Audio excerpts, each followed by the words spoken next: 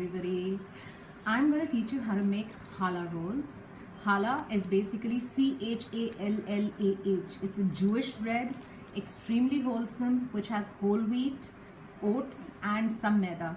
Now as you go on making it, you can keep on reducing the amount of maida and make it more wholesome. Now if you look at the dinner rolls, isn't this pretty? This is a 6 braided challah. It's a dinner roll.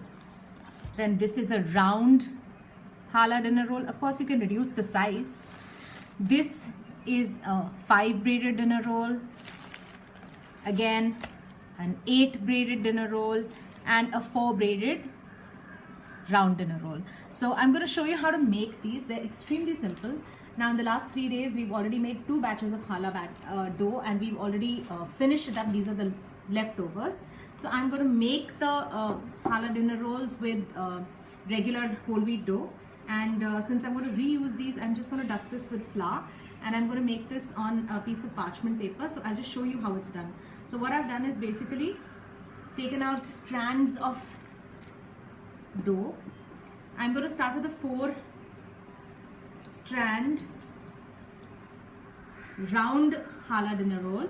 So can you see, you're not supposed to do this. You're not supposed to roll this in dry flour. I'm only doing it because I want to reuse these strands again. So this is I'm taking 4 strands. You can see they're almost equal in length. So a dinner roll is ideally 60 grams. So it may be 70. So the smaller your dinner roll, the easier it is to eat, right? So I've got 4 strands out here. I'm going to start with 2 and these are parallel to each other. I'm going to place 2 across them. Now first strand, if you see, I'm going to put under this, and here I'm going to take this strand and I'm going to put this under. It's almost like a weave. Huh? Now because this dough, the challah dough is going to rise, so even if you have a little bit of gap in the middle, it doesn't make a difference. So I'm just going to show you with the gap. So what I'm going to do is I'm going to start with the one which is under. So if you look at this is under, so under goes over, again under goes over, from here, from these two, the under goes over, from these two, the under goes over. Now what I'm going to do is I'm going to turn around. So what is under? Now I've got these 2 out here, 2 legs out here, 2 strands out here, again 2 strands out here. So I'm going to start with these 2. I'm going the other way.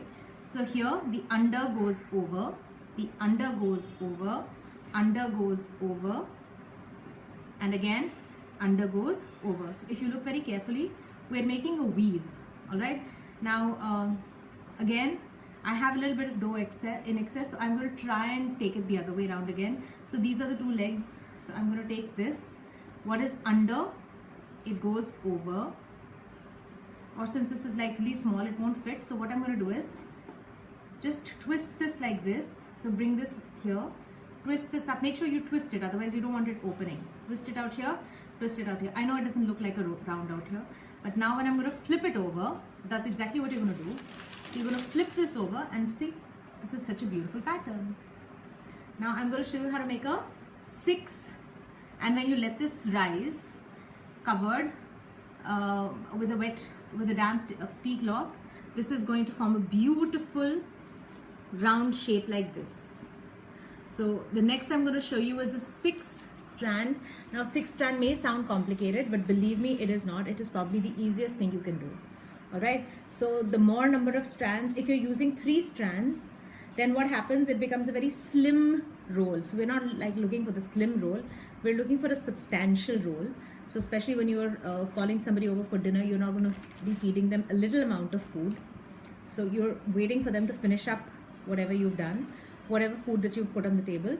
So 6 strands I'm going to take, which are almost equal in length.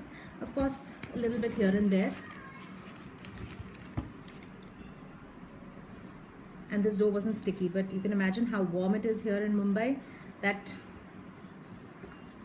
even regular chapati dough is becoming so sticky when it's outside the fridge within half an hour.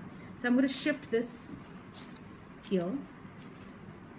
Alright, now what I'm going to do is I'm going to lightly pinch these together and I'm going to separate out them into groups of 3. So 1, 2, 3, one on top of the other. So you can pinch these together, and I'm going to take this to the side. So let me just put a little bit of dry flour here. So I've got 1, 2, 3 and 1, 2, 3. Now what you need to remember is, from whichever side you're counting, this one is also 1, this is also 1. So if you're counting from this side, this will be 1, 2. That's all you need to remember. From this side again, it will be 1. This is your first and this is your second. That's all we're looking for. We're going to remember 3 things: first, second and center. Alright, so this is the center. So the easiest way to weave is, what you're going to do is leave the first, the center to the side.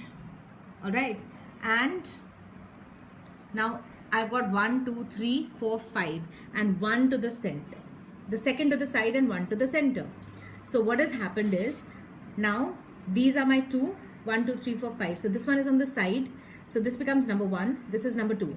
So the second to the side, and since that was number 1, this comes back to the center. Again, second to the side, and the first to the center. Second to the side and first to the center. Now, if you look from the top, you'll be able to see the weave is coming out really cute.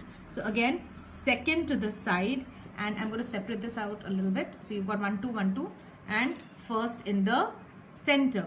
Then from this side, I'm going to take, this is the first, this is the second. So this is like a mantra you're going to repeat till you get to the end.